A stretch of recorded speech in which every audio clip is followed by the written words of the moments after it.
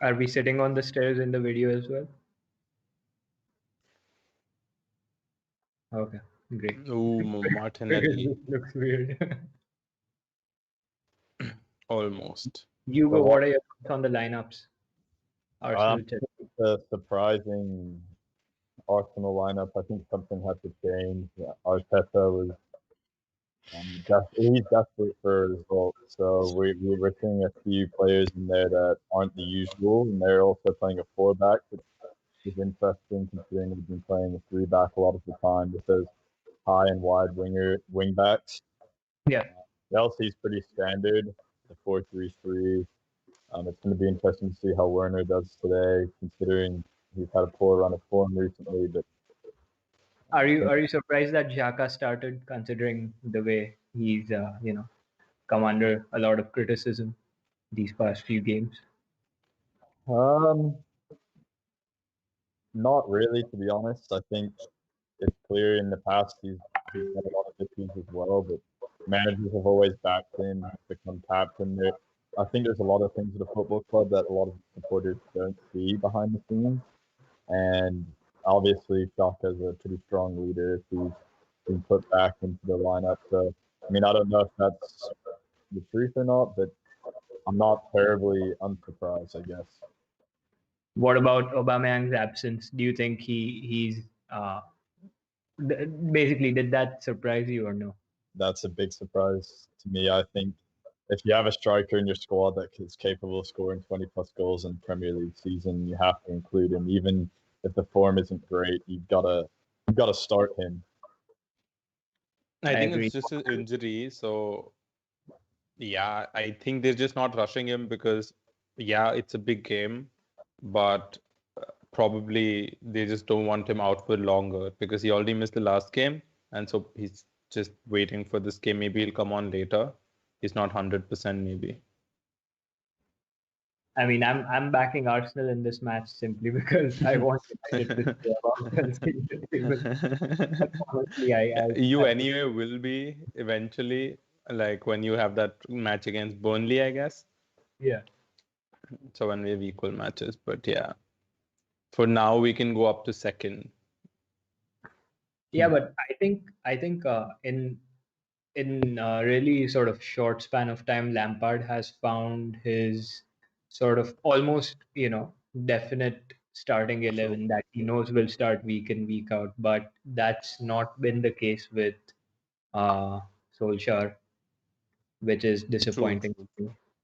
And especially because his team has been with him since really long, like almost a year now. So by now he should ideally know. And 1.5 actually, he's been in charge permanently. No, So- it's been 2 years. He completed 2 years. Oh, sorry. Yeah. A week or two back. So Yeah, but like I'm surprising. saying, with his signings, it's been like 1.5 years. Like especially Maguire, Van Bissaka, and Bruno Yeah. 1 year. So yeah, Totally. because Van de Beek wasn't, I think, bought in to be a starter immediately, so that is understandable, and he will eventually grow into the team. I honestly think Cavani deserves to True. start for Martial for the next couple of game weeks because Martial has been terrible. But last match, Martial was your main guy, so against Southampton. So- Against Southampton. It was Cavani. Sorry. In the Against last, Leeds. yeah, against Leeds. Sorry, totally confused that. Yeah. So that's why, like, I still feel that he has his brain fade moments, but he also has those really good moments. Especially like against Leeds, he was a different level. So today, I think the draw was against Leeds, more than our attackers, our midfielders were on another level. Like you look at Fred, you look at McTominay. McTominay, yeah. It was just those 2 goals by McTominay that won it for you. And that last minute moment. Yeah. Yeah. But anyway, we can talk about United later. Let's talk about this game. So Chelsea, Arsenal. I think this is a big game for Arsenal in the sense that if they win this, then they can probably go on to a really good run. and they have some pretty decent matches coming up. I think yeah, I think this after this they don't have a really hard game for the next couple of games, I think. So do you think this is a good time for Arsenal to start, getting back to the top half of the table? Yeah, certainly, in my opinion, it's not like they don't have the quality. It's just something that's not working every now and then, and sometimes they've also been like really unlucky. So they just need to get that confidence which you're talking about.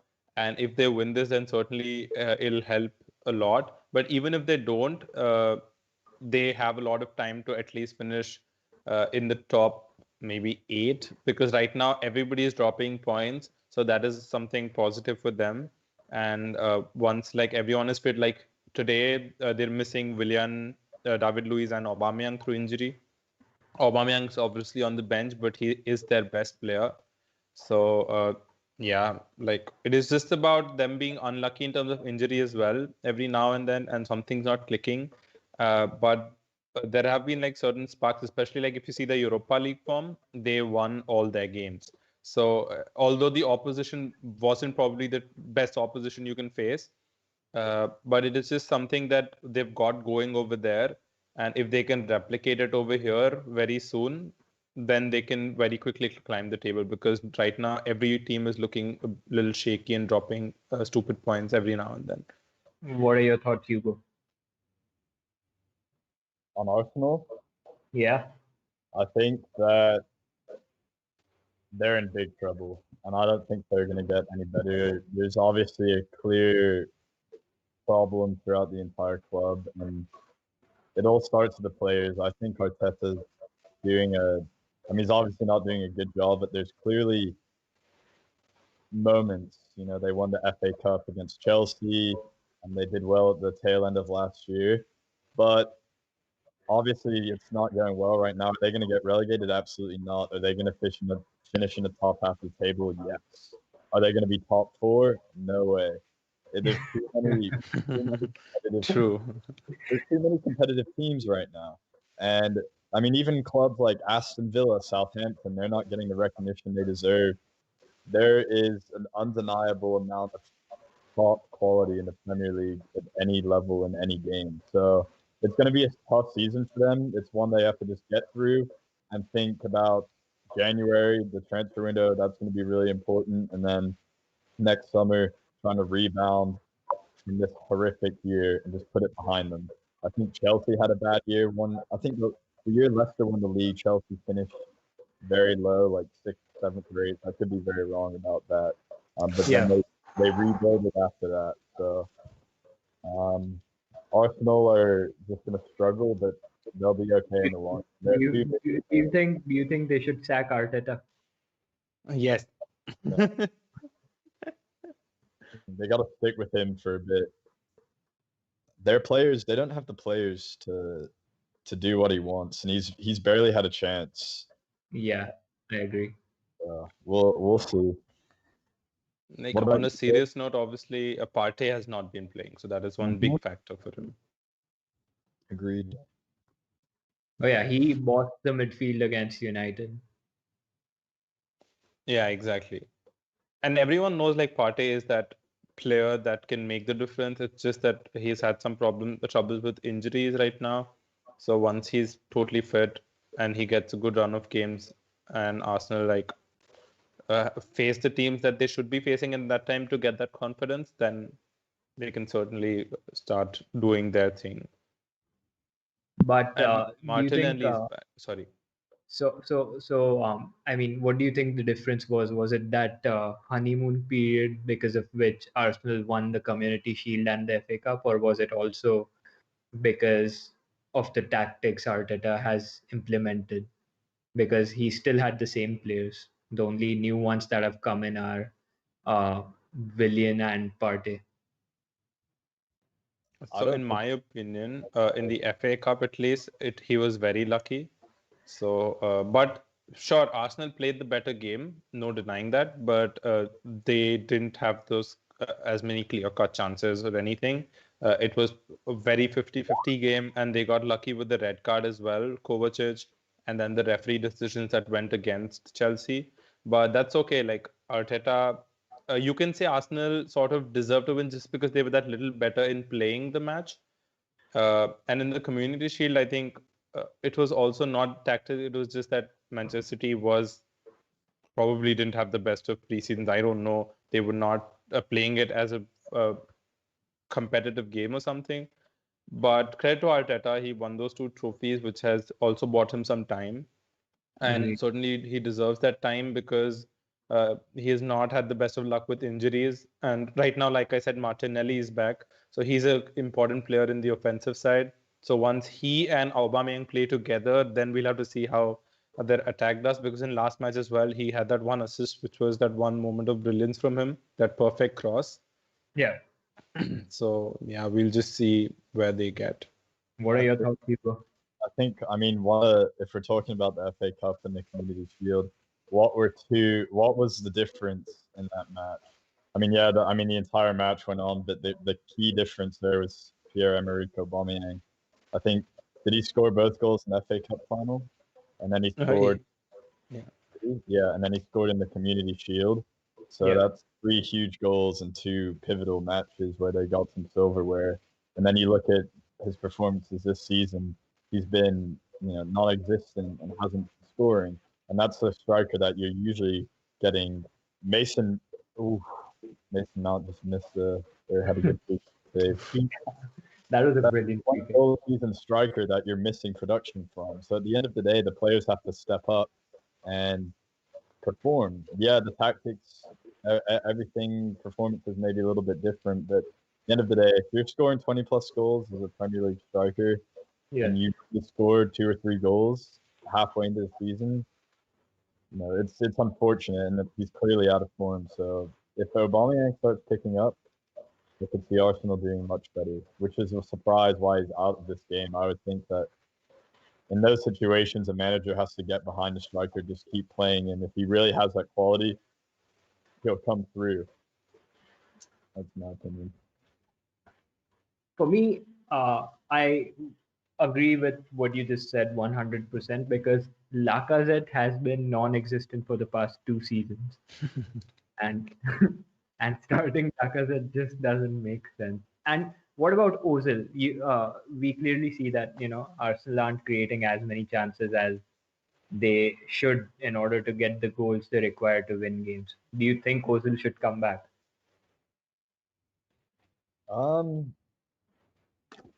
I don't see why he wouldn't, considering the amount of money. They're struggling to score goals. He's a creative option. He's a proven world-class player. He may not be in that category anymore, but he's done it in the past. I don't see why you wouldn't bring in an experienced professional like Ozil. There's a lot of things going on behind the scenes that I think we don't know about, and what's happened with Ozil and his views on different things in the world and things of that nature, or maybe the owners have said, we don't want him playing. There could be a lot of different things, but for purely footballing reasons, you have to think he should at least be on the bench. True, same. And what about Havertz? Why do you think he's, I mean, even Werner, he started off well, but him and Havertz have struggled as the games have sort of gone on. Do you think that's because of a lack of preseason, or is it just because it's a new league? So in my opinion, it is just that Havertz, for example, when I talked about, he actually started doing well just before he got COVID. And then he had a terrible period because of COVID. So he actually struggled a lot. He had some physical problems in terms of like a lot of pain. And since he's come back, he's just not looked himself, except that match against Sevilla. Against Krasnodar. So I think it was just that you probably need to give him some time and he will get used to it. And just like he's not signing for right now. Obviously, we expect him to do well, but he's only 21 and it's a new league. So only time will tell. But obviously, we have very high expectations. Vishnu, what position do you think Havertz would be best in? So obviously central mid in that 8 role, he was doing well, so I expect him to continue over there, because as soon as you push him to the right wing, and he's not the traditional winger, uh, so he didn't fit that well in the one game that he was tried. And also in the striker role, we already have 3 players right now. So I think it is best to right now use him as an 8, but he can also be tried on the right wing if there are some injuries in the squad. For example, Callum Hudson-Odoi or Pulisic, who keep It's picking up best to injuries, unfortunately. Sorry? nothing. I didn't say. Okay. I was gonna say just your reaction, at the beginning where you kind of winced. That's exactly the issue I think for Chelsea right now. There's no sign that their squad um, isn't fantastic. They have an incredible squad, probably the strongest squad in the league in terms of quality of players. But they have so many pieces, especially in the attack. There's only 11 spots on the pitch, Yeah. and Frank Lampard's biggest problem at Chelsea is going to be the man management. How does he keep all of these stars happy? I mean, if you just look at their winger options, they've got Pulisic, they've got Hudson-Odoi, they have Ziyech, even Werner's kind of classified as a winger at this point.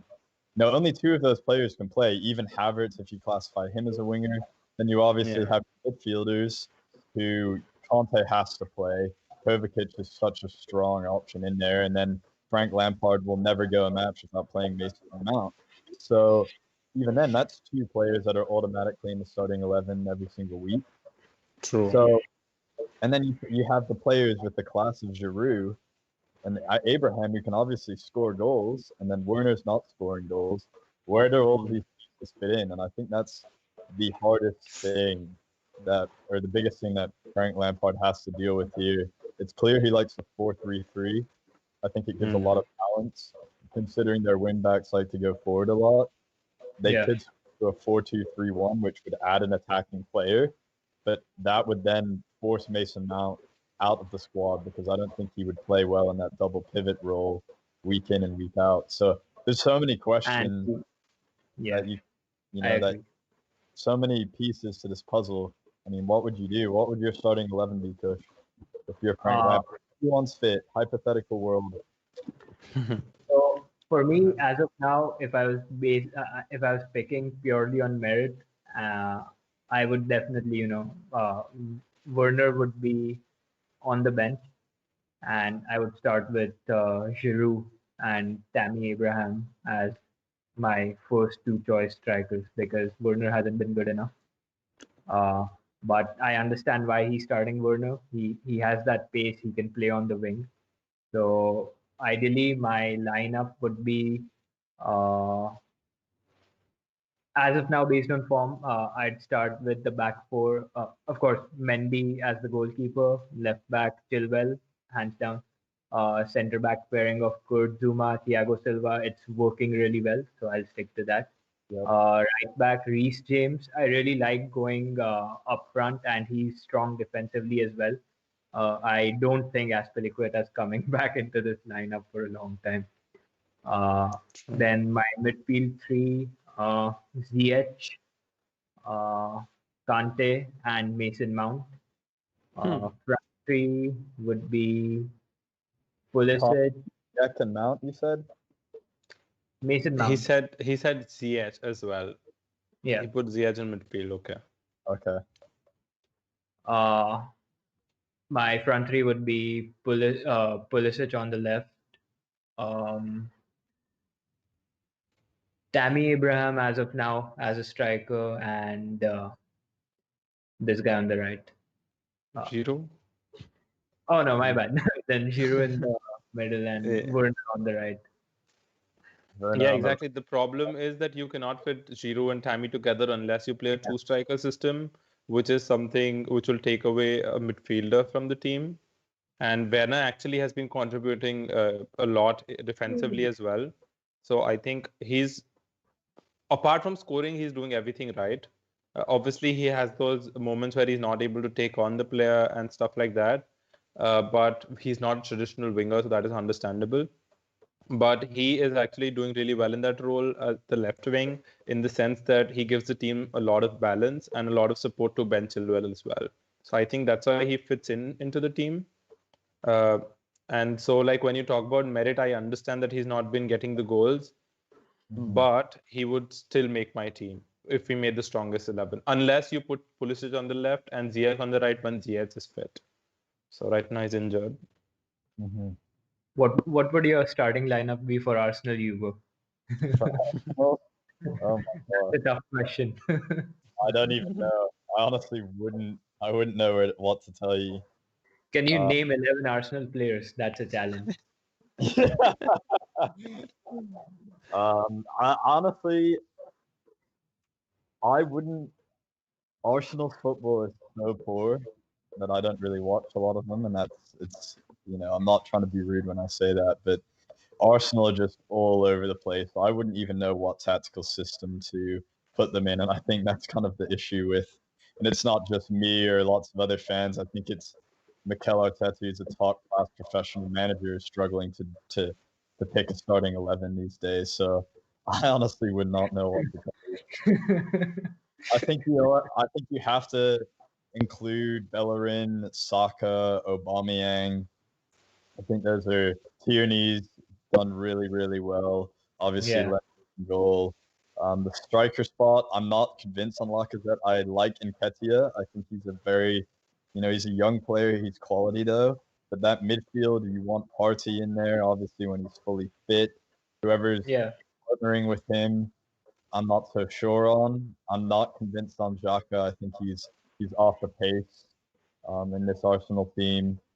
The defenders are not a very difficult thing to decide. I think David Luiz is a disaster waiting to happen every match. He'll have an incredible game and he'll have a really poor game. There's no consistency. Exactly. Yeah, And one of the most important things as a center back, especially in the Premier League, you have to be consistent week in and week out. If there's a mistake in you, the other team will find that mistake and exploit it. So there's a lot of issues for Arsenal right now, but I don't know what my starting 11 would be. agreed. It's. I think sitting here we can get a sense of understanding of what Arteta is going through because he doesn't know who to pick. Exactly. Exactly. But what are your predictions for this match? What do you think is going to happen? Well, we're what 23 minutes in. Just so I'm curious, what minute are you guys in on your TVs? 23 minutes and 40 seconds. Me too. Exactly. I'm behind. I'm on Hotstar, so I'm Okay. 23-14, but that's okay. Okay. I would say, I mean, the game's been pretty, I'd say favorite to Chelsea right now. I think Chelsea wins this game and 2-0. I don't think Arsenal are going to score, but you never know. What are your I actually feel Arsenal will score because they've been attacking a lot and they have like not had proper chances, but they've had some half chances where the cross has been put in really well, but they've not been able to convert it. So I think it'll be something like 2-1 again, though what happened the last time we visited. So 2-1 Chelsea, obviously. idiot? Arsenal just had yeah. I feel bad ruining this for this new, but Don't tell me they scored. no, they didn't score. Okay, that's okay. You're That's in enough. a 3-3 situation. You have to finish that. The quality is just not there for Arsenal right now. I mean, if you're Arteta and you've got 3 men in the box, how do you not score? You're never going to win a match in the Premier League if you can't score like that. That's routine training pitch football finish. You have to score that. True. But like in the start of the game, like in the pre-match conference, Lampard did say that Chilwell's playing through an injury. So I just feel that, one or two mistakes in our defense, because that is not looking the strongest right now. So they might just take those chances. I don't know. I think Thiago Silva has helped, and even Mendy. They've come in and I mean they've just sort of sorted out the entire defense for you guys. True, true. But But I don't know. They just look like they're scoring today. I don't know. Well, They're playing well. they're desperate. no, but I Guys, think if you're listening, feel free to put questions down in the comments. We love answering the chat. oh yeah, for sure. We've got a lot of questions. We got a lot of questions last time out, right, Hugo? About We did, yes. We had viewers from all around the world last time. Impressive.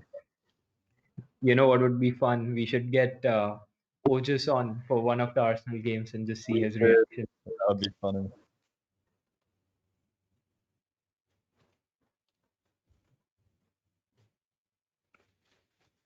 Vishnu, what are your predictions for this match? I said 2-1 Chelsea. 2-1 So Chelsea. yeah, I'm not that Who do you think will mistaken. score? I don't know actually. I feel Tammy and probably Werner. I don't know. And for them, it has to be Martinelli. I don't know. I just don't like that guy, and so I feel he'll score. He's a good I- player. Yeah, he's a good player. He's had terrible luck with injuries, though. He had one really long-term injury, right? Yeah. He just returned like 2 games ago, and then he got injured last match. Sorry, he came back last match and he got injured. Yeah. So yeah, against Mancy, I mean. So yeah, let's just hope he can stay fit for longer. I even like this Saka. He plays really Yeah, well. he has been doing very well. Yeah. Agreed.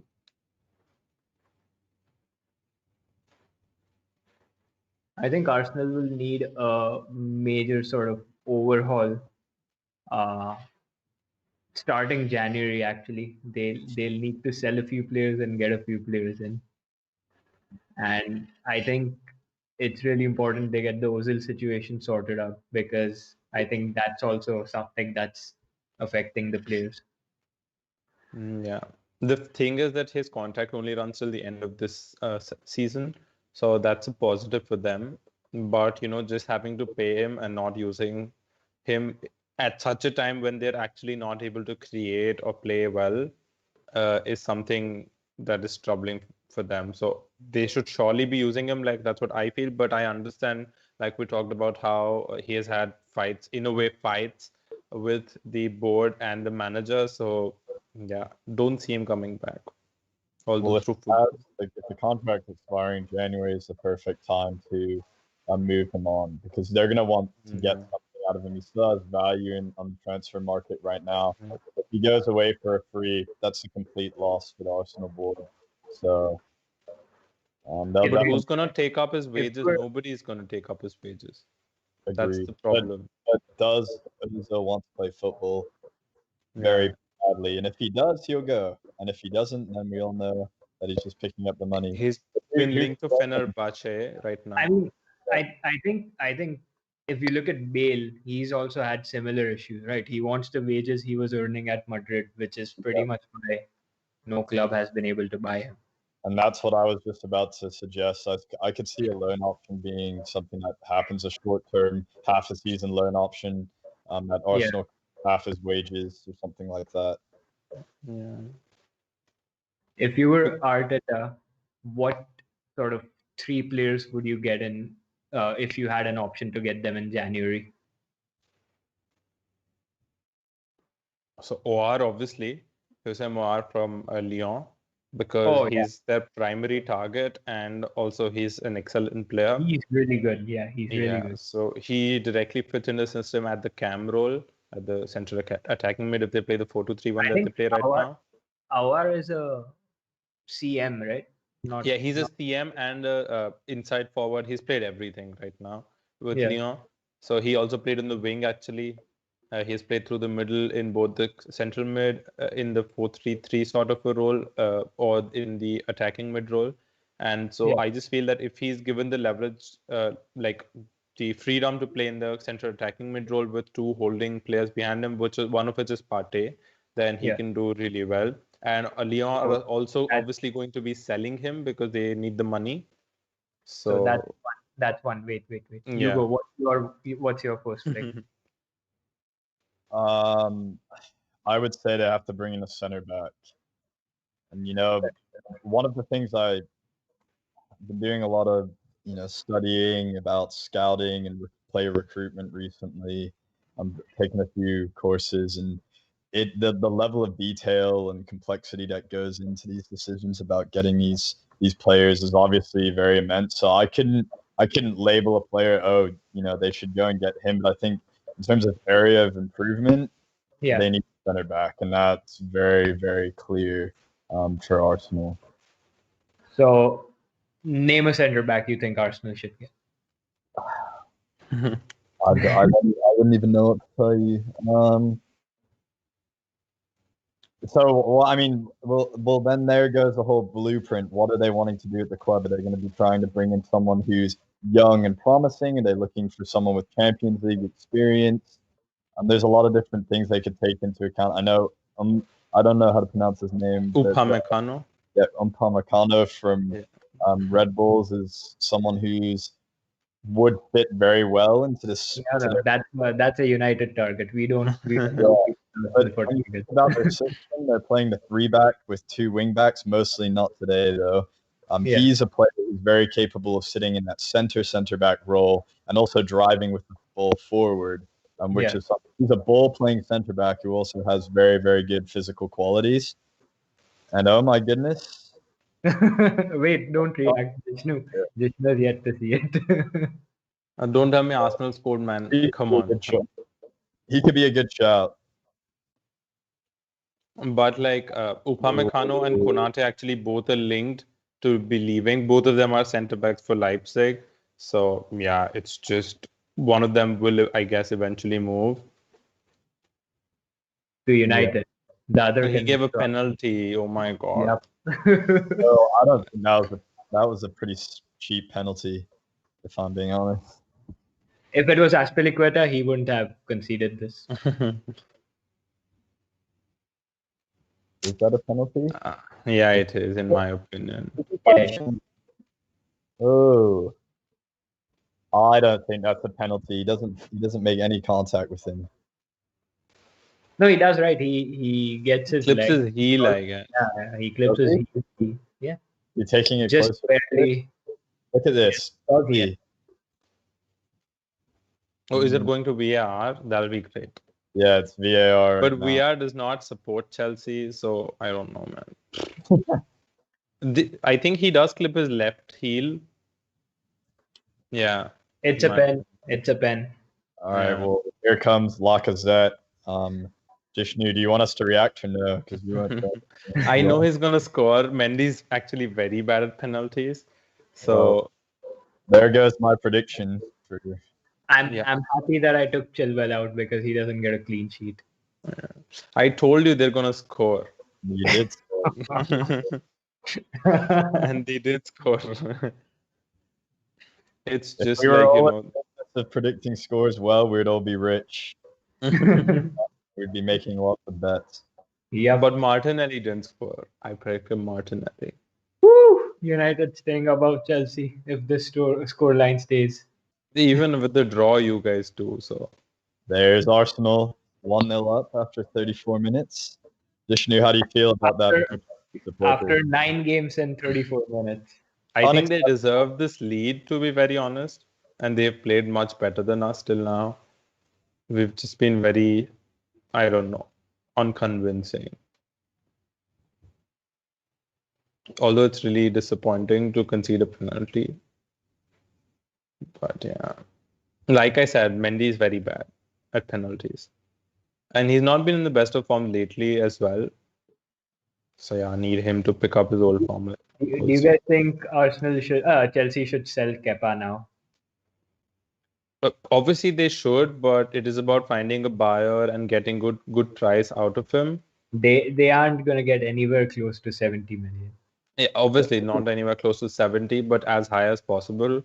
And for example, I don't know, there was this report about a Sevilla willing to pay 30 million for some reason. So that's not as bad, but obviously I don't know if Chelsea will accept that. because 72 million, 30 million, big difference. Yeah, So might as yeah. well pay him. And oh, Yeah. okay, here comes Werner in space. This is why he's in the squad. This is where he's good.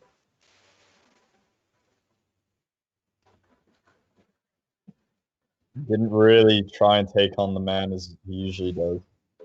Well, that Yeah, was all I think Abraham tried to, sort of make his run a bit too soon. early. Yeah. Yeah. Arsenal just playing too well. So it is Chelsea's fault that they're letting Arsenal play the football that they like playing, because even the relegation teams don't let them play that football. I think for me, as of now, my man of the match would be, I mean, it's just 36 minutes, but I really like how Tierney's been playing. Yeah, he won the penalty. Yeah. Constant threat. I think Tierney's been a really good signing for these guys. He's been consistent when everyone else hasn't. He was good True. value. Yeah. Yeah. And they got him for really cheap. Like, he was one of the best players at Celtic. He was already their club captain when Brown didn't play. He's also, I think, captained Scotland in the absence of Robertson. Robertson. Yep. So, yeah, he's just a born leader. He's a very good player. So, they got him for a really good price.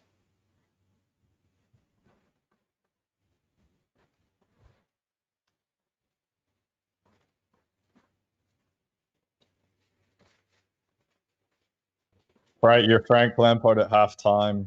You know, what are you telling the boys? What are you doing in terms of substitutions if you are making them? So I won't make any substitutions yet. I just think this Chelsea side isn't playing up to the level they can, because uh, Mount started off really well. I don't think, he's been involved in the game after the 20th minute. Uh, Abraham, Werner, same. I think out of the front six, Kante has been doing well, and Pulisic has been doing well. No one else. So I think the forwards just need to, get their shit in order and start playing well. Yeah, and maybe at 70 or something, you can bring on Giroud for Tammy, because generally, like, it's a physical match. Tammy does not usually last the 90. And yeah, Giroud is a good option off the bench. Probably even Havertz, because he did well in the little time that he got last match. So if he can have an impact, that'll be great. Last 10, 15 minutes. Callum Hudson-Odoi obviously is an Oh option. yeah, Callum Hudson-Odoi. I totally forgot that guy is also in the So squad. yeah, maybe in place of Werner, 20, 30 minutes would be great. But let's see. What would you do, Hugo? I think the first place I'd look at is the striking.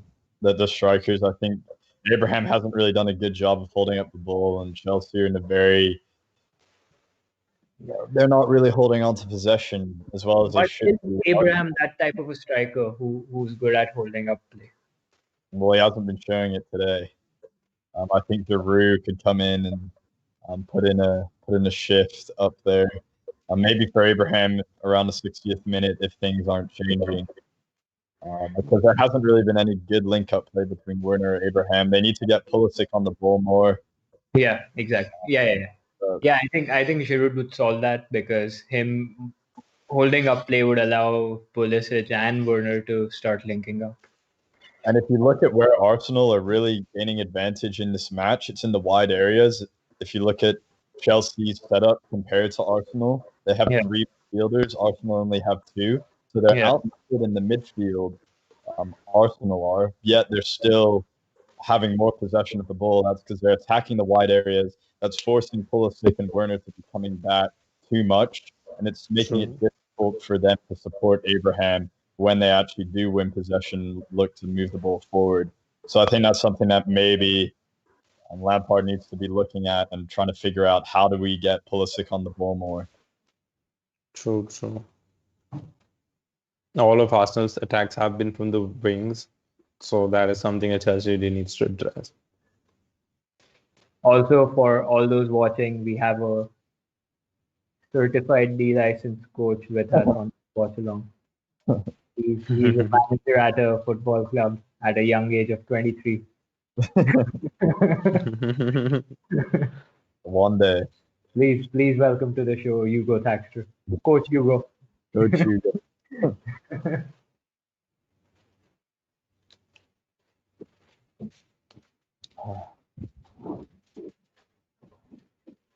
Um,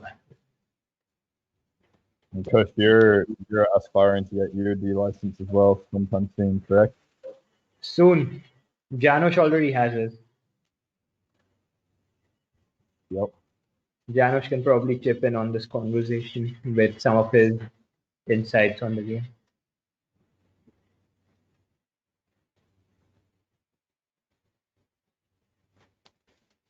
What are your thoughts on Thiago Silva? Do you guys like him?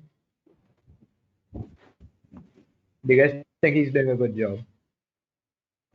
Tiffany, do you want to chime in here, being a Chelsea supporter? Yeah. So obviously, Thiago Silva has helped the defense grow immensely. He didn't We have looked, the best of starts. He came on against West Brom and conceded. yeah, he had a bad Yeah. game against West Brom, but since then it's always been uphill. He obviously has probably made one or two mistakes here and there, but apart from that, he's looked solid and really transformed the defense because our defense has the second most clean sheets in the league. Yeah. So joint, obviously. So yeah, like from conceding almost 50 goals to conceding so little and having so many clean sheets is obviously a big plus. Mm-hmm. Do you think he's improved Zuma as a defender? Certainly, with his with just telling Zuma where to be, his leadership. So Zuma has actually been doing better than him. On a very honest note, I feel that Zuma has been the better defender as well as in the attacking form. He has 4 goals, but even as the defender, Zuma has been so good. So Thiago Silva probably has also helped improve him. And hopefully it just is the same next season. Like I would really want him to stay one more season, and if we can get him to be at the club one more season and in the time groom another player in case Rudiger or Christensen leave, then that'll be great. Because like today, Simon Johnson also put out a report that Tomori is fed up of not being considered at all, and he wants to leave. So that is something that's actually not the best for us, and would really want. Don't tell me they scored the free kick. Oh my day. They did. Oof. And Granit Xhaka has answered his critics with a stunning free kick. By the 18. Mendy left stranded and Chelsea are down 2-0. Unbelievable. This happens only against us, like random people scoring random goals out of nowhere. Yeah, it can only happen against us. Oh man, what a free kick! Oh, So I said 2-0 Chelsea, I meant 2-0 Arsenal, yeah? Yeah. Now it's going to be 3-0 Arsenal for some reason. Yeah. Well, I do want to touch on Thiago Silva quickly before that conversation dies. I think I agree with what Jishnu was saying, and I think leadership in the defense, experience and leadership is crucial. It took him a little bit of time to get involved in the Premier League and kind of understand the pace of play, which is a very physical, different league than every other league in the world and in Europe. But now he's settled down. He's got Mendy behind him. I think if you looked at Chelsea last year compared to this season, Thiago Silva's been transformational because of the leadership he brings. You had Kepa, Zuma, and Christensen as the keeper with the 2 center backs. All of those players are very, very young. And by bringing in someone like Thiago Silva, you're really solidifying that. And of course, getting Mendy in with a better track record, it's been transformational. But this game has been awful for the defense. if you talk about leadership, then why won't you include Azpilicueta in this back four as well? He's been at the club since I think 2012, 11. 2013, like after the Champions League success. So, Okay. 2012. Yeah, 12th, my bad. Yeah. So why not have him? Won't that be Uh, benefit? you mean like have Aspilicueta play right now? Yeah. I think Reece James has just been brilliant. He's been one of the best right backs of this season in the league, and I just guess that one he had that one bad game against Wolves because he was playing through injury, and then today he's also not looked the best. So it's just his uh, probably it's just his injury, but Reece James has been a lot better. Yeah. Sorry, I just saw a text from my brother. I'll see if I can put this on the screen here. He sent me this. He said Lampard browsing for players in January. Again, time. Arsenal will go in with a 2-0 lead. Unexpected. I definitely didn't expect this to happen, even though I wanted this to happen. Uh, but this would be a massive relief for Arteta. So Yeah. do you think he'd be, telling these guys at halftime, just sit back now and, hit them on the counter or play as you've been playing? Yeah. This I is guess they'll crucial. just sit back. I don't know, but they've been playing the better football for sure. Yeah, So they deserve this, although not 2-0, but they surely do deserve the lead at the break. We'll see what Chelsea does next, like in the second half. this next 45 minutes is crucial for Arsenal season. This can be the jumping launch pad for the second half of the season, especially during a congested Christmas fixture list. They have to get 3 points out of this game. There's no reason why going 2-0 up at halftime.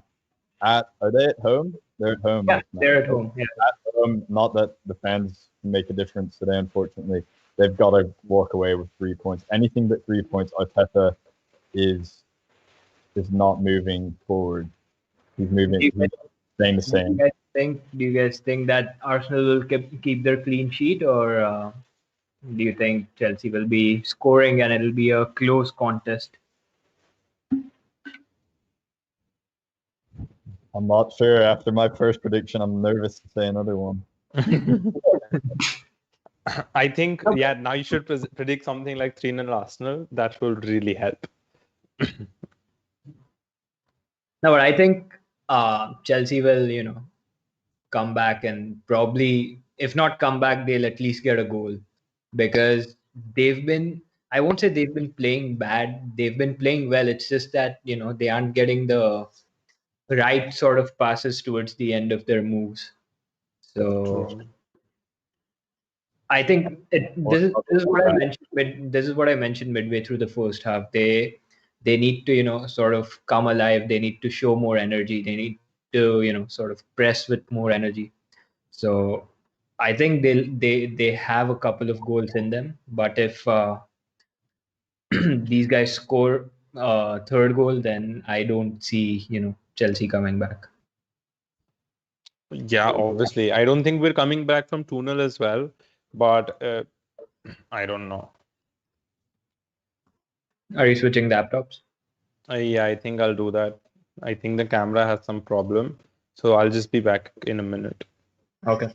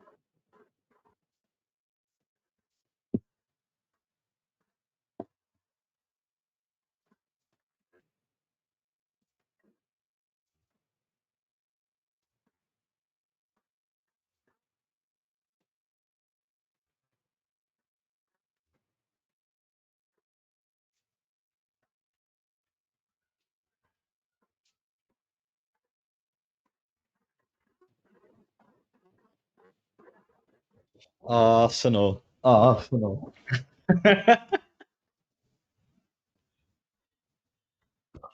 You got your United kit on, Kush? Yeah, man.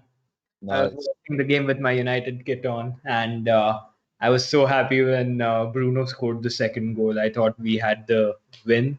Yeah, I thought we had the points as well. So disappointed. Uh, apparently that Vardy strike was off target. It's because of Tuanzebe that the ball went in. Yeah, unfortunately. So disappointed, man. Okay, I think this camera is a lot better. Yeah.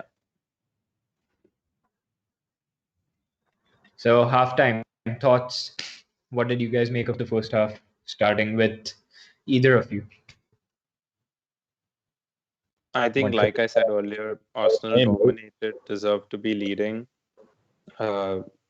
Chelsea didn't really get in the game as much, so they need to sort that out.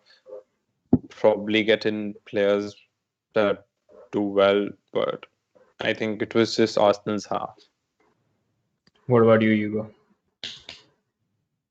I think Arsenal dominated the match. Chelsea had a tough time getting the counterattacks going. They didn't have any dangerous possession, so it'll be interesting to see what changes in the second half here. Do you think the 2-0 lead is something they deserved, or should it have been 1-0 or 2-1 or something along those lines? Two set pieces, right? So it's hard to say. It wasn't, the penalty wasn't as clear cut as I thought it could be. It was kind of a soft penalty, but a penalty nonetheless, and then a very, very quality set piece from Shaka. So that's a difference there. That's just two small moments of, well, the free kick was a moment of brilliance. So I think Chelsea are a bit hard done by to be down 2-0, but at the same time, Arsenal do deserve the lead. No, I agree with what you're saying, that their goals came through set pieces. But what I meant was, did that first half performance merit goals? Yes, absolutely. I think so. And what do you think Chelsea should do more in order to, sort of start pushing Arsenal back? I think I touched on it in the first half, but they have to get Pulisic on the ball. They have to Yeah. do a better job of getting the ball when the ball gets into the striker, whether that's Abraham or whoever comes in for him. It's crucial that they start getting more time in possession. So you won't be surprised if Giroud comes on in the second half from Not the 45th minute. I would expect that. Okay. What about you, Jishnu? Being Lampard, who would you pick out right now and who do you get in? I think at halftime, obviously nobody. I think give this team another 15 minutes maybe, and then at 60 you can bring in a winger, hopefully Callum Hudson-Odoi, and maybe in place of Werner, or even in place of Tammy, and then Werner moves to the striker position. Although that's not something Lampard does. Generally, he only switches Giroud and Tammy these days. But if you want to give maybe Werner and use the pace of the three players up front, then you can use Werner at the striker position for a while. And if that does not work, you can always bring on Giroud for him. And maybe Havertz in place of Kovacic, because Kovacic didn't have the best of halves in terms of just driving in the midfield, like through midfield. So basically, more creativity in the middle Mhm. and more pace up front is what Yeah, you go for. probably. Yeah. It's interesting because you're going for a target man and Jishnu's going for more fluidity. Mm. Yeah. Yeah. Would you do something that Jishnu just described? Get Werner in the middle and Callum Hudson-Odoi in on the right and move Pulisic to the left. Yeah, I mean, I think that would be interesting. It would certainly create different options.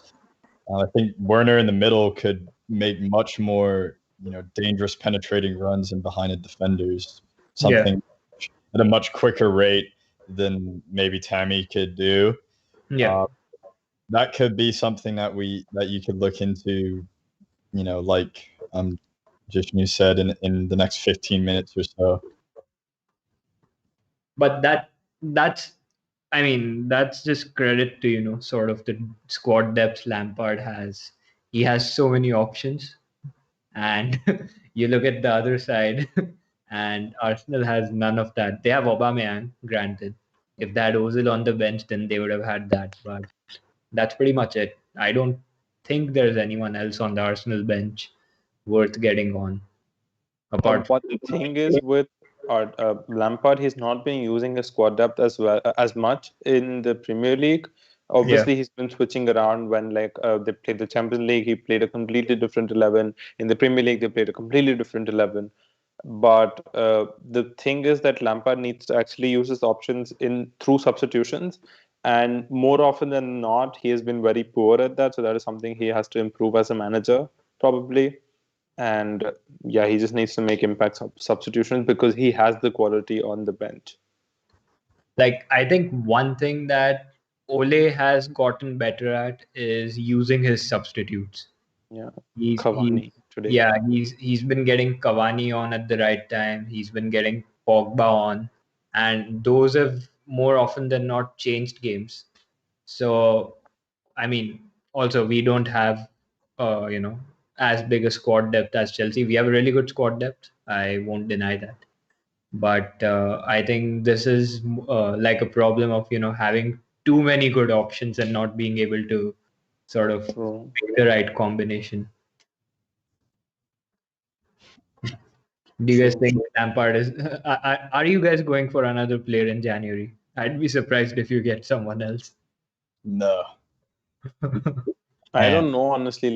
The thing is that there have been players linked. For example, Haaland is linked. So if he comes in the summer, obviously not in January, but if he comes in the summer, it like the squad is immense, like in size and quality. And if you get a player like why Haaland, would why although would he's not come coming, to- he's How not long coming. But do if you you get him as a striker, for example, he comes in for Giroud and he becomes first choice in place of Tammy, obviously, and Yeah, probably Werner then always stays on the wing. But again, like the thing with that move is that you have such a big squad, you cannot keep everyone happy, so someone will leave. yeah, And when you have brought in Werner, at least given, I don't know, half a season at striker to see how well he does, because right now you're just playing him out of position yeah. and expecting him to be doing well. Although he has missed a lot of chances and he could have been a lot better in terms of output. But apart from that, at least give him time in a position in a new league in order to adapt and maybe then even show his qualities as a striker, because that was what he primarily is. Like that is what he primarily is. Yeah. So I don't know. With Haaland coming in, it just wouldn't make sense to me. Although we're linked to him, so I think he's the only player we're linked to right now. Yeah. And other than that, maybe it'll just be a midfielder again to add depth, because maybe Barkley will be leaving someone else. I don't know. What do you think about Callum Hudson-Odoi? Do you think he'll leave?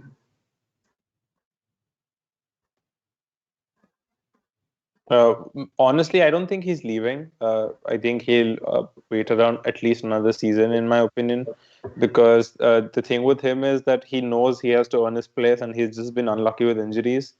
Uh, every time he does well, he just ends up getting injured, so he's been very, very unlucky. And Lampard will use, for example, Premier League was just unlucky, in my opinion, especially our squad, to not get the 5 substitutions Yeah. because it stays at 3 and then you cannot use everyone. The same as with Pep, but I have no clue how he has kept the entire squad happy. So many quality players don't even get used every game, sorry, and they still are staying at the club very happily, not causing any trouble. So if Lampard can get that going, I think that'll be great. And same for Callum Hudson-Odoi. He knows he's a quality player, but every time he comes back from injury, he needs a little bit of time again to adjust. So if he can show his quality again and get higher up in terms of being used in rotation, uh, then he will probably stay. But I think he just needs a good season without injuries to decide if he should be leaving or staying. Speaking of, it's Callum Hudson-Odoi and Jorginho who are coming in. Hmm. Jorginho is surprising, Yeah. but I think it's just to add that stability against Arsenal. I don't know. And then Mount gets to play the 10. I think it's Kovacic coming off. Yeah, maybe. And Werner. Ooh, nice. So it'll be 4-4-2. No. It'll stay the normal 4-2-3-1 instead of 4-3-3.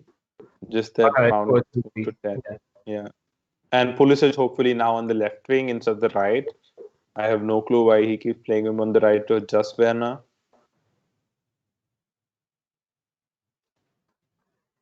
But this is a bold move from Lampard. And yeah, Callum Hudson-Odoi is on the right, so that's good. And we're underway, second half. Mhm. Let's go, Arsenal. Third goal. Quick goal. Kill off the game. But just subbing off Werner at halftime is a big statement, in my opinion. Because they did buy him for 53 million. The post-match interview, he'll be like, it was tactical. So Yeah, it was tactical, but I'm just saying taking off one of your most expensive players is a big statement. And especially when he's on low on confidence already since a really long time. Although Jorginho, in my opinion, makes zero sense right now. Hugo, what are your thoughts on the substitutions? You've been awfully quiet this. Yeah.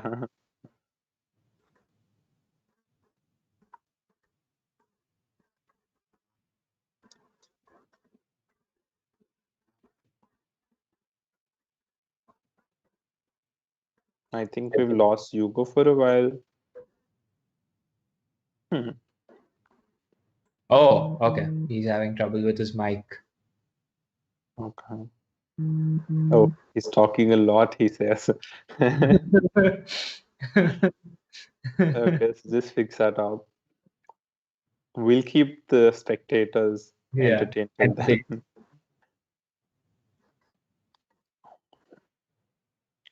So with Callum Hudson-Odoi again, I feel he has to become a lot more direct as well.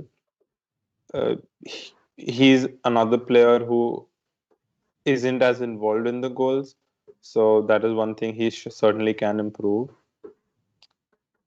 I think, like you said, he needs a run of games. He needs to Yeah, get his confidence back. Yeah. Oh, overhead cross.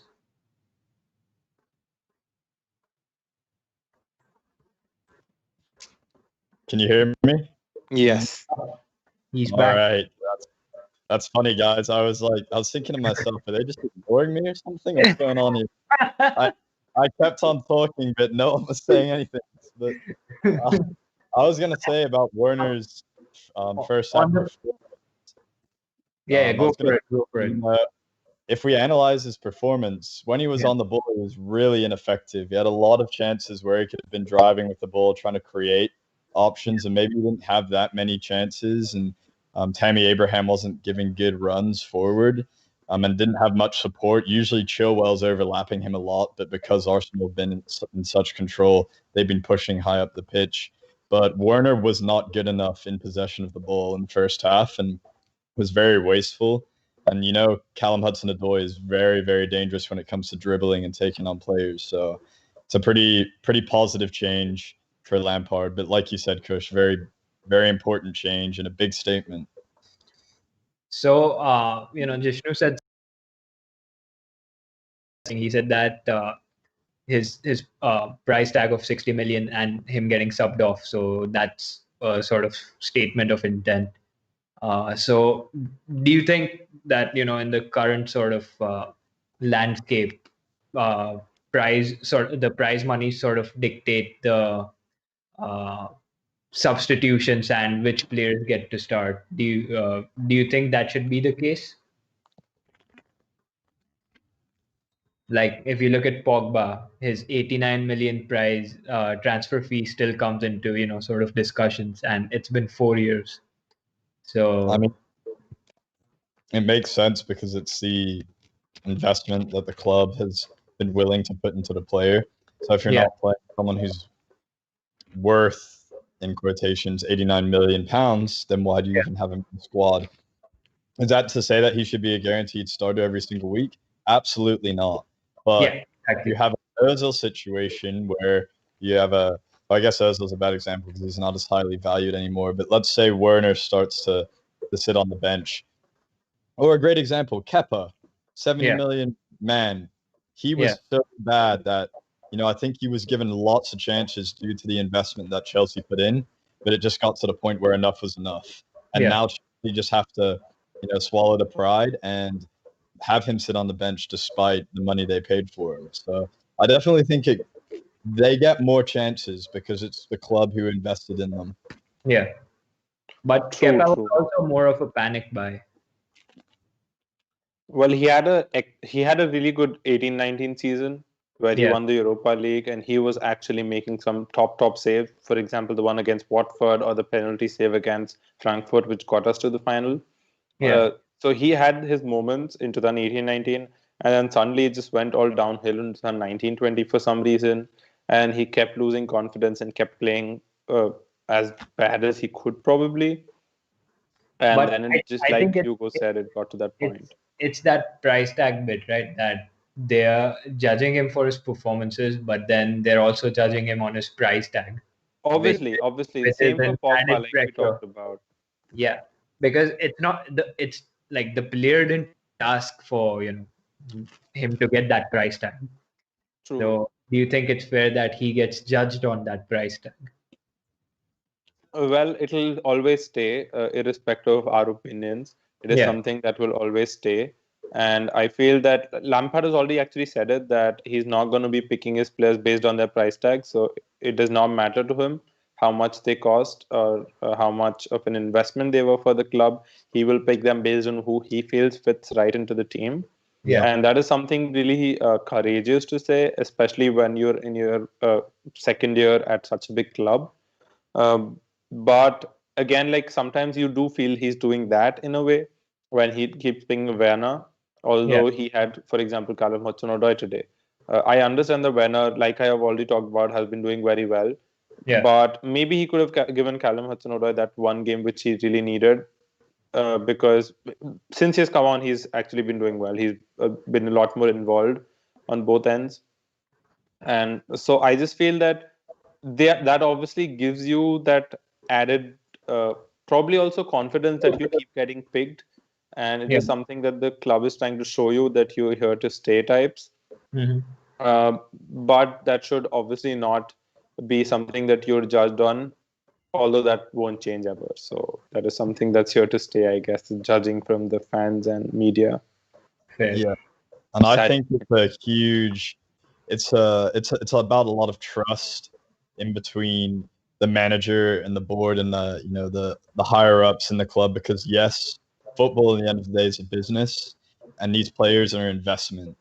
That's kind of the Yeah. sports management side of it and how a lot of the owners, the board members, how they see it. However, there is the footballing side of it, which is the manager, the coach, whoever's picking the players, and that obviously has to be based off of a performance level. So the fact that Lampard did say that and having a backing by the board that whoever plays is who deserves to play, and it's not just about who we spent the most money on, then that's how it should be at a club. It gets very dangerous when you start having people with less of footballing intelligence, or maybe not intelligence, but just experience in an actual managerial role, which is an extremely ruthless position within a football club where you can go from hero to zero in the course of a month or the Yeah. other way around. I think just giving the trust to managers is where we need to see the state of football being, moving forward. It can't just be all about the money, even though it's a big part of the game. It's about finding the right balance. I think this was the issue back in 2009 when Madrid signed Ronaldo, Kaká, uh, Xavi Alonso, everyone in the same window. I think that season Madrid was being managed by Manuel Pellegrini, and I think I read this somewhere that he didn't even sort of get to choose his own starting lineups for every match because of the investments that had gone in. Yeah. Also, like I think, for example, if you just look at Chelsea, Chelsea is a very good example because a lot of other top managers and top executives at other clubs talk about how the club is managed. Because if you talk about our owner Roman Abramovich, he is more concerned about the footballing part than the business part, because Yeah. he's constantly investing. Obviously, the team is returning his investments very well through the success that they've had, Mhm. but just the fact that he loves football and he wants to actually first see success and then financial success is something that is very rare these days. And so, like, if you have heard Joachim Watzke, like the CEO of Dortmund, he said it very clearly that not everybody can have an owner like Abramovich, and that is something like is very good about Chelsea and very few other clubs. Holy sh! Don't tell me Arsenal scored, bro. Or they Oh, oh my gosh. did they score some crazy goal again? Because that is very expected. No, you won't expect this. What? There's really no explaining. Yeah, No way. What was that? Holy shit. it just can be ours, like Chelsea against Arsenal or against like any other small team for that matter. Oh, it was a cross that went in. Oh my God. Great. Oh my gosh. Yeah. He did not mean to do that. Yeah, he did not mean to do that. Yeah, just not a night as expected. Oh my gosh. That is mental. Holy shit.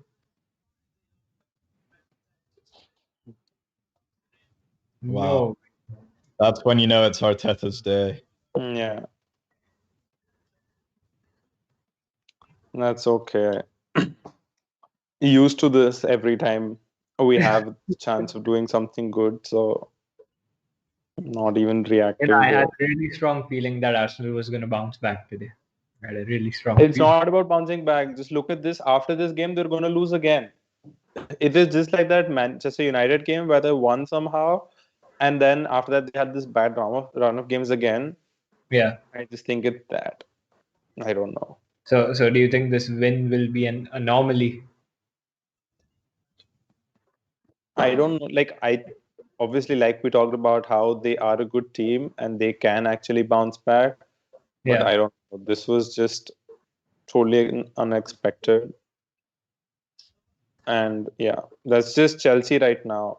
It's that phase that they're in where they probably cannot get the results in the pressure matches. Chelsea would be, I mean, if they don't manage to come back, then it's 3 defeats in 4 games, right?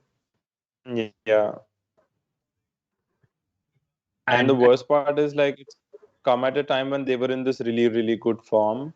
yeah, So I don't know that's a big. if you guys know this, but Arsenal have already lost like 9 matches this Yeah. season in the Premier League. This was very much coming though. I Arsenal. don't know. Not 3-0, but there was always this feeling that in this pressure match, it's always Chelsea that ends up losing somehow. I think Hugo's trying to say something. I'm sorry. No, I wasn't. Oh, I'm looking at the table right now. Arsenal Aston climbed Villa up are in to fifth 17 place. points, right? sorry. Arsenal would be up to 17, yes. Wow. Aston Villa are in fifth with two games in hand. They're playing exciting football. I don't know if any of you watched them play Crystal Palace today, but I did 1 man down and they were men, 3-0. yeah, scored 2 goals with 10 men. Incredible. I took out Ollie Watkins because he wasn't doing anything. He got 3 assists. Yep. He could have Yeah, scored 3 FPL assists. So disappointing, man.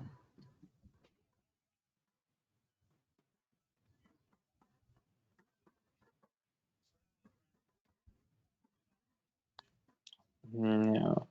Frank Lampard will not be happy. That's for sure. Goes without saying, eh? What? You won't be happy with what? What he's saying, like the That is- result. It's not. It wasn't even a 3-0 game. It was probably a 1-0 match till now. yeah. They've just gotten 2 goals, one quality, one luck, and the other penalty as well. Pretty soft, but yeah. Aubameyang warming up. Guys, let us, if you're watching, let us know if you have any questions in the comments section. Guys or girls, I should say.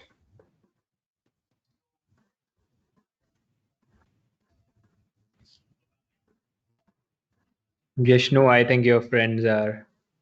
Spamming the chat. Yeah. Do you have the? Probably the only thing they can do right. Is Janusz putting in the comments? Yeah, he's checking the comments. Martinelli just went for the bicycle kick. Yep. That would have been insane. So yeah, I agree with you. Just 3 goals, right? Yeah. Have they Someone said in the chat, you got the scoreline right just for the wrong team. Yeah. Yeah, you just expected the wrong one. Oh, Mendy, good save. Just came onto my screen, the Martinelli one. There's Christian Pulisic.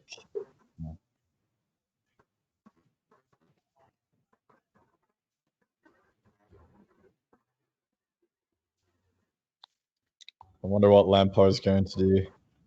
60th minute, he's already made 2 substitutions.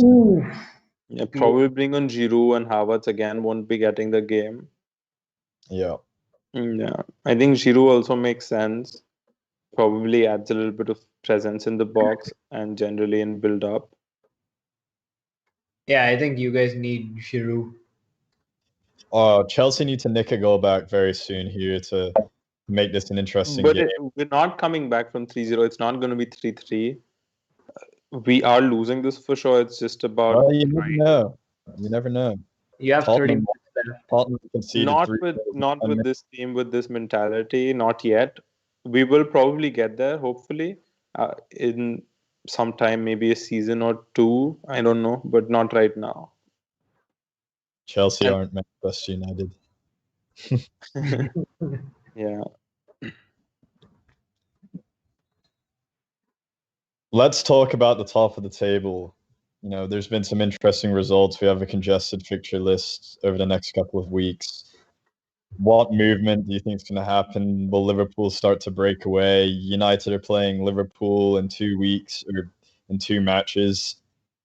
How do we see the landscape of the league looking around the top of the table in, let's say, 4 matches time? Sorry, your voice sort of broke up. What's the What do we think is the top of the table is gonna look like in maybe 3 or 4 matches after this Christmas fixture list? Oh, tough. Okay, let me see. I think like Liverpool is going to stay top because they somehow always find a way to win. Even with their injuries and everything that like all the bad things that could happen to them, they're somehow still always top. So I think they will stay there. Manchester United in excellent form probably will also stay second. Like So move to United second. has 4 home matches back to back. 2 in the Premier League, 1 FA Cup, and 1 League Cup semi-final. So that would be sort of a good time to start building up the momentum again after this draw. Like you said, Liverpool can win any match. I thought they'd be going down after, Van Dijk went out, after, Same. And what a save, by the way. They have a 3-point lead over Leicester and 4-point over United.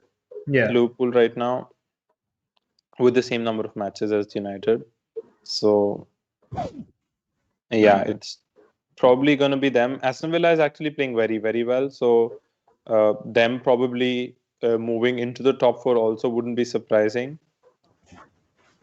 And Liverpool also has, relatively easy next 3 matches: West Brom, Newcastle, and Southampton. Yeah. Who, Liverpool? Yeah. I thought they were playing Man United in 2 matches. No, No, after a while.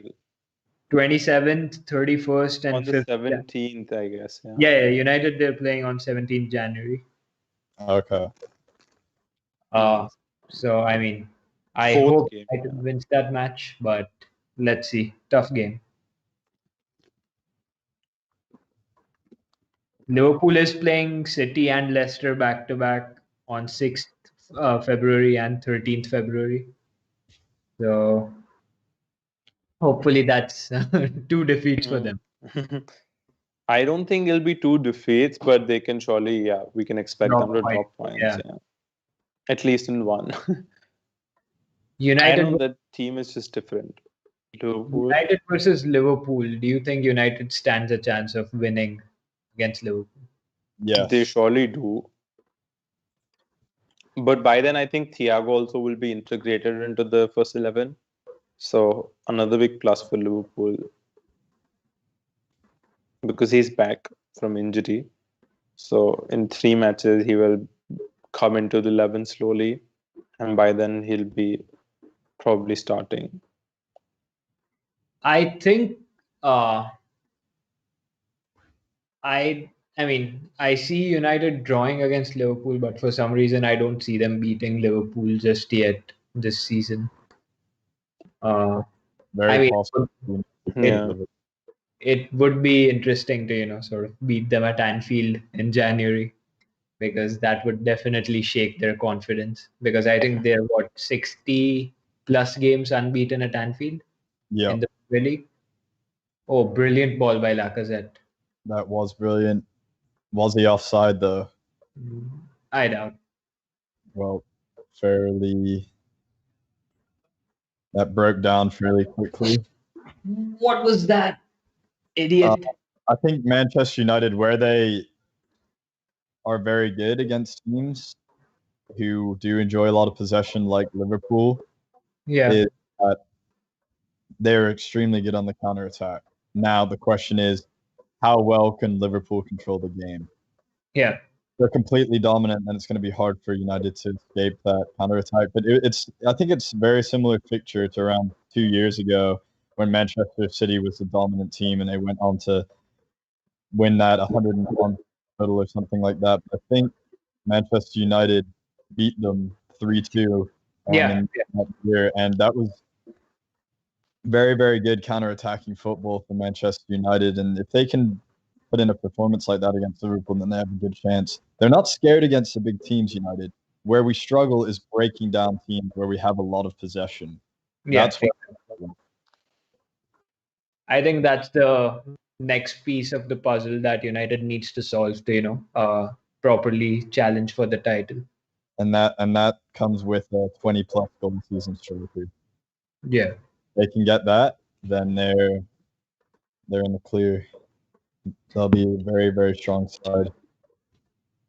And of course, United needs to, sort of, they need to stop giving away easy goals. So that would only be, sort of rectified once we get a proper center back.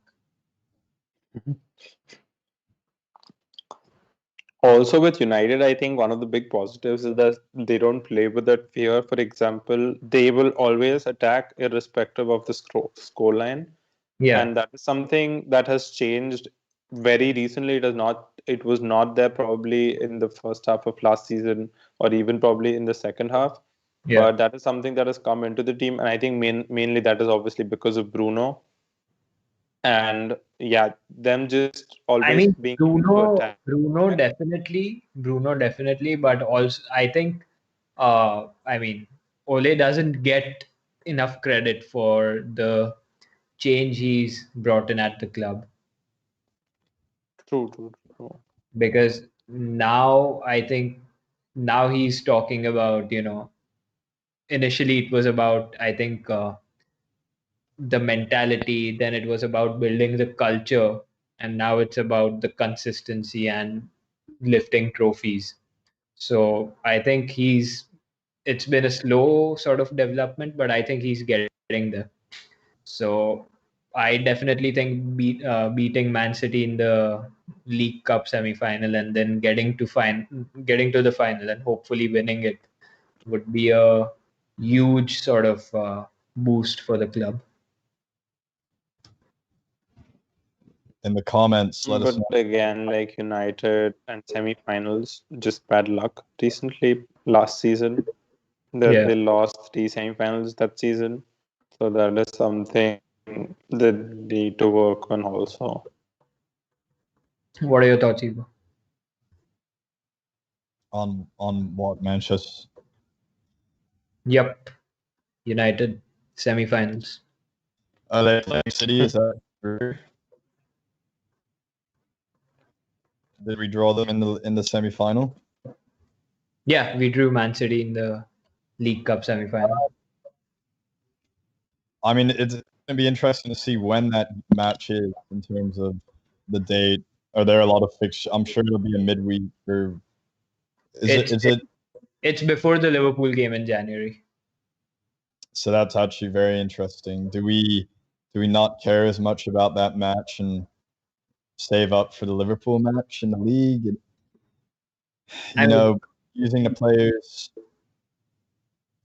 I think this game would be equally important because even last season we lost to City in the League Cup semi-final. Yeah. It'll be So interesting to see what the squad looks like on that day and who the starting 11 is. I think United has a chance to beat any team they play. yeah, It's just an honest opinion. That's not just me coming as a fan. It's coming from just their style of play, and they do well when they don't have the ball. So it'll be very interesting. I'm looking forward to that one. Chelsea have to do something here. I think City have the upper hand, not only in the sense that they have the stronger squad, or they are the better team probably right now. But the good part about City is they're getting to rotate. Like whenever there's a tough run of fixtures, for example, when there are two close fixtures, they just use different sets of teams.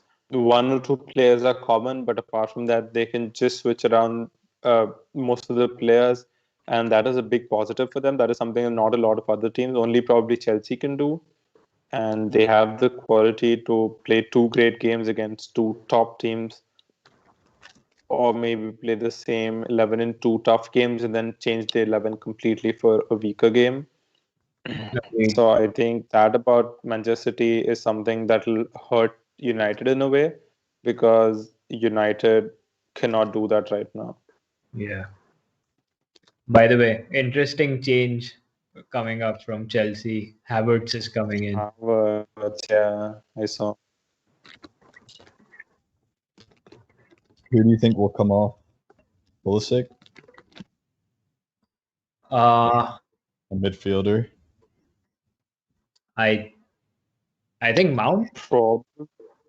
Or maybe just Tammy. He can just move to striker. I don't know. Yeah. No idea. But it's just not been Chelsea's day, you know. Agreed. So anything right now doesn't matter now.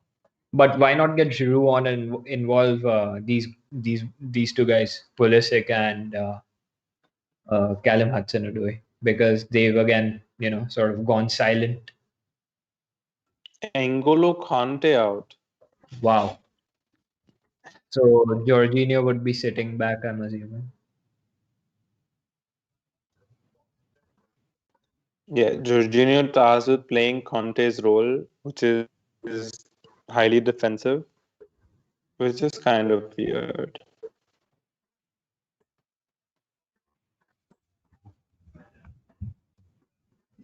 Also, the City Newcastle lineup is out.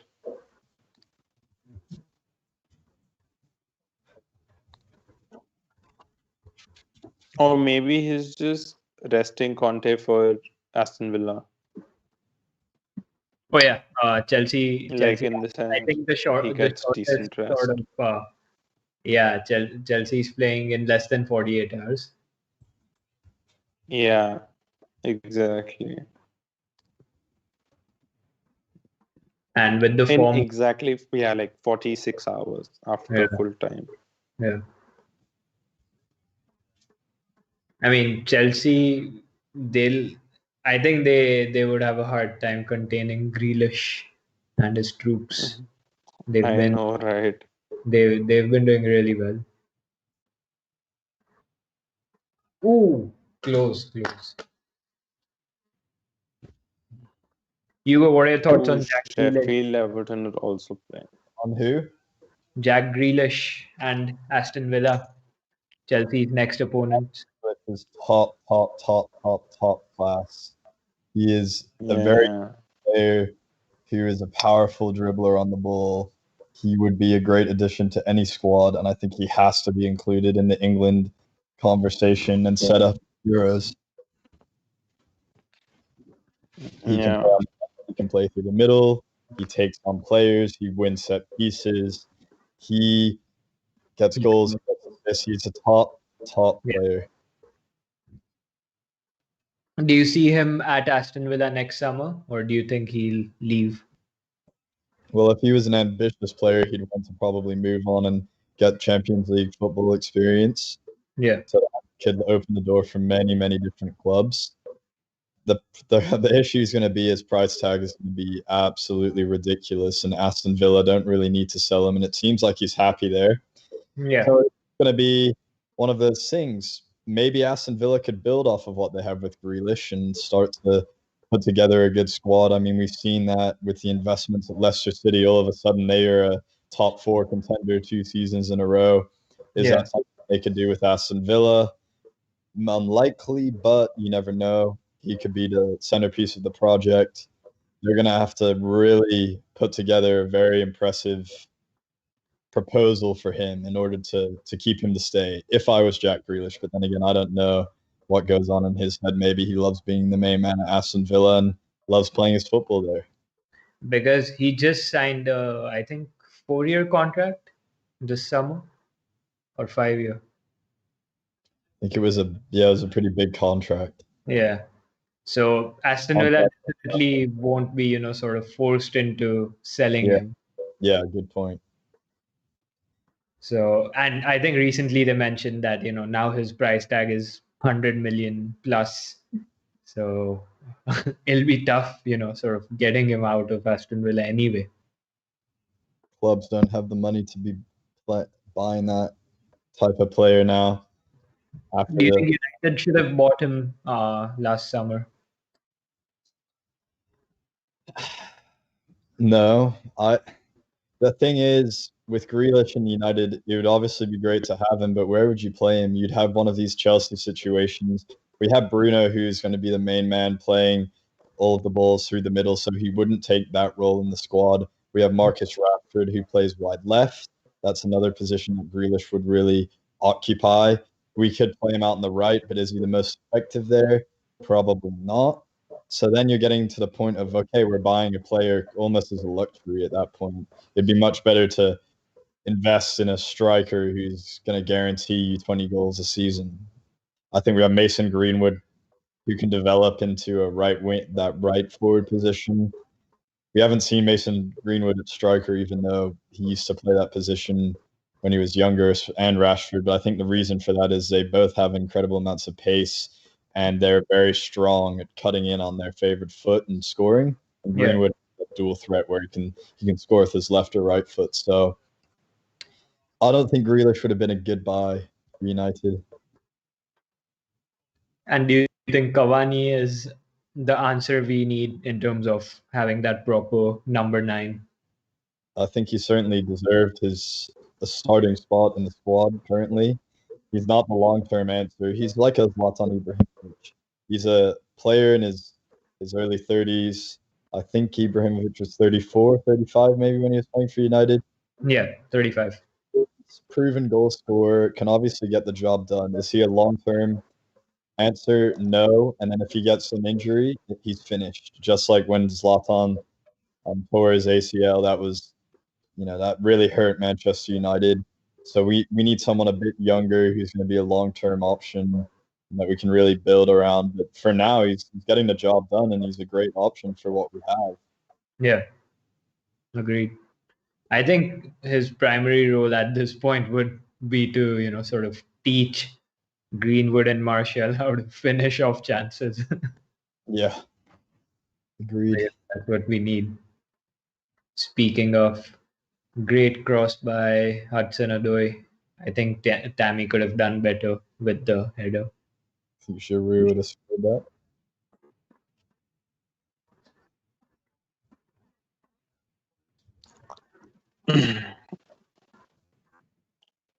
It's just that match where you have to continue like watching it and watch it till the end, sadly. So yeah. Well, Arsenal have done it. 3-0. Looks like they're going to pick up 3 points against Chelsea. How surprised are we? Because I am shocked. It's a Christmas miracle. Merry Christmas, Arsenal fans. No, they needed it. They needed it, man. Hold. 9 games. The last game they won in the Premier League was against United, November 1st, I think. So almost 2 months, 0 wins. I think this they needed.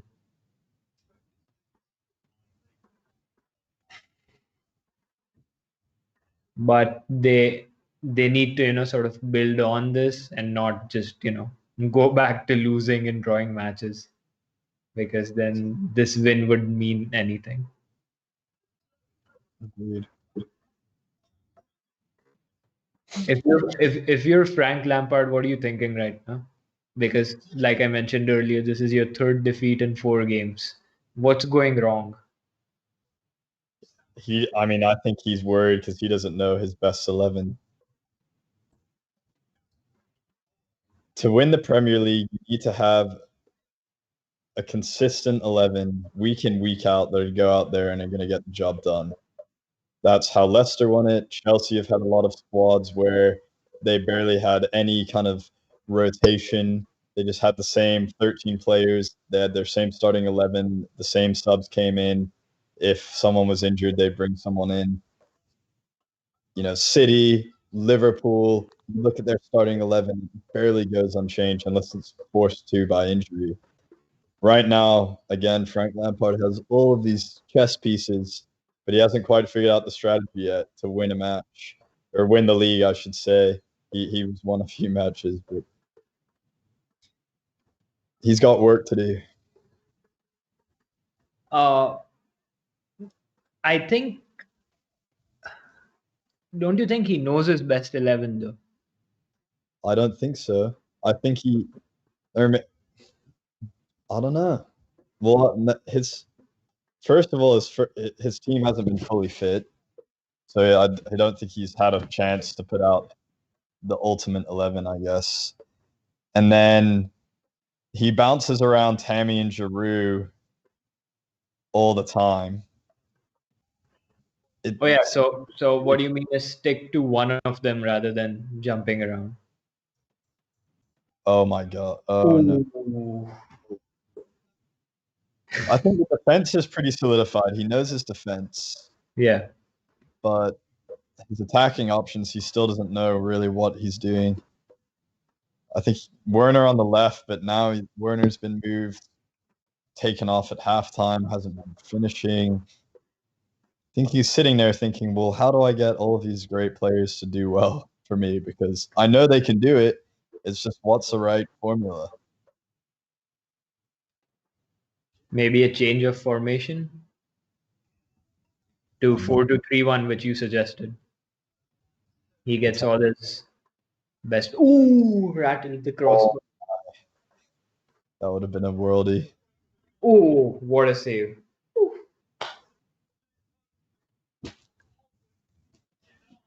The wingbacks haven't been involved in this game at all for Chelsea, and they're usually very involved. One thing I noticed. But I think that's because of the formation Arsenal are playing in. Yeah. Oh man, could have been 4-0.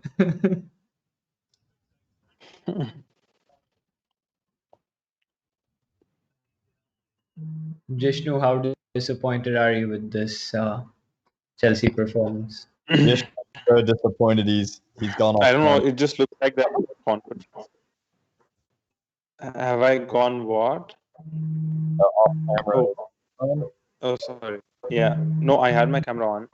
I think it was just net problems. I think it's just not our day. Chelsea We've scored. already talked about. Oh, well, there we go. Did we score? Off. Offside. Tammy doesn't think so. Tammy scored with his chest.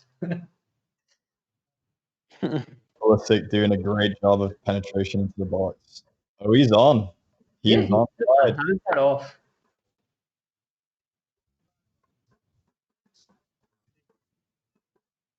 Oof. Nice goal. If it is allowed, that is. I think it's on. Yeah, he's on.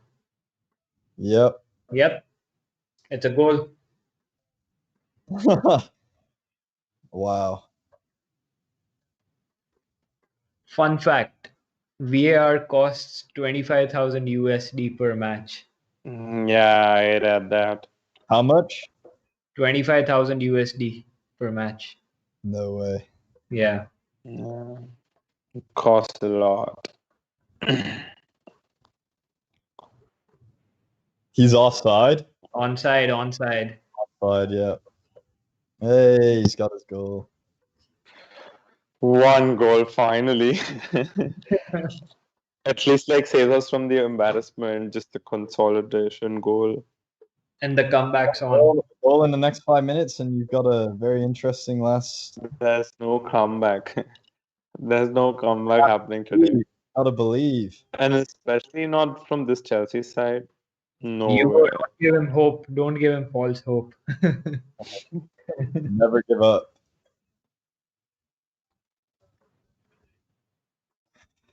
Even Bellerin's been playing well this game. All Arsenal players, they all turned into their best versions, or probably the best 11 that is possible, suddenly out of nowhere. If Saka's misplaced cross doesn't find the back of the net, we have a very interesting last few minutes. Nothing's happening, but yeah, it's just good to at least not lose 3-0.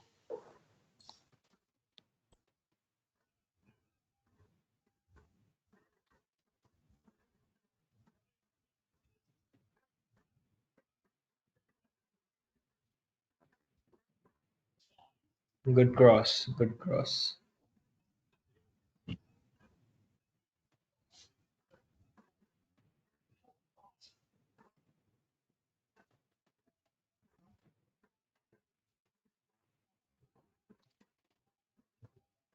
I just hope like Arsenal scores a fourth because it's so embarrassing. I have this thread on Twitter which documents every game where Chelsea has scored three or more. Like every game that Chelsea has played, which has had a team score 3 and exactly 3.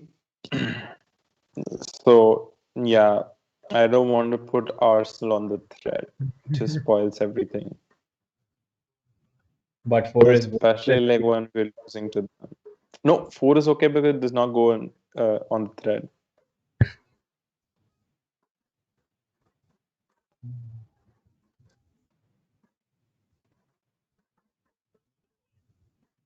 okay. Chelsea's really sort of pressing now to get that second goal. Yeah, but it's not happening, I guess. It's just No, but the sort of energy they're playing with, they should have had this when the match started rather than. Look at how true. I don't know, like Chelsea just didn't turn up today, and Arsenal came all guns blazing the entire 90 minutes, like at least 80 minutes. Oh, that's close. Look how Pulisic, he was on the left wing. He's now coming into the middle. He's giving me the ball. He's the creator in chief right now for Chelsea. He should have scored. Thiago Silva should have scored. That was a beautiful cross. Wow. Silva would be disappointed. He knows he could do better. You have to score that. Nothing's happening. Here's a replay of the goal. Is it? Yeah. Pulisic drives into the box here. That is what creates a score.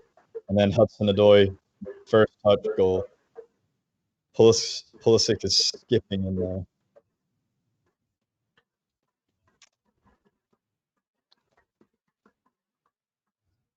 Do you think Chelsea gets one more goal? Probably can, but looks unlikely. Who's Chelsea's most dangerous winger? Obviously, Pulisic. Like, if you talk about just driving with the ball, otherwise, if you talk about best player, I would say Ziyech. And he's really being praised right. Penalty. It's a penalty. Chelsea. I told you. For- Arsenal imploding. No, but like the comeback's still not happening because we're just not that team. I don't know. 5 minutes added time. Chelsea coming back 3-3. It's happening. No, that's not happening. It's just that we don't have that spirit, you know. We're lucky to get the penalty, but I don't see that spirit, and that has to develop. It is 5 minutes of added time. I was just guessing. It's 5 minutes of added time. Fans, if you don't have won the spirit, penalty. the team definitely doesn't. You gotta believe. Jishnu, you gotta believe. Here we go.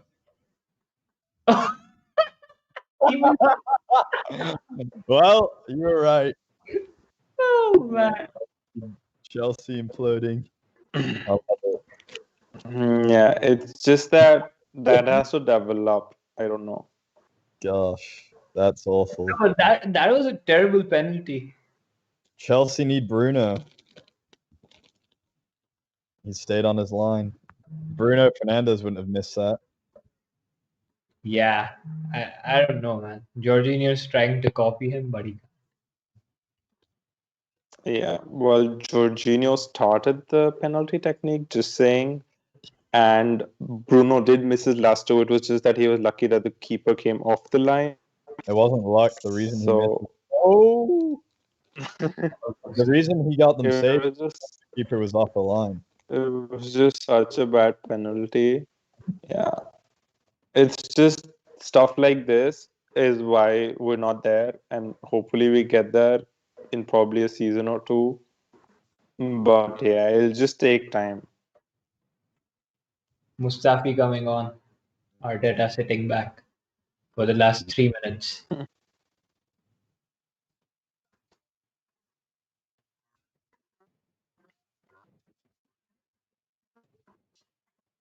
Well,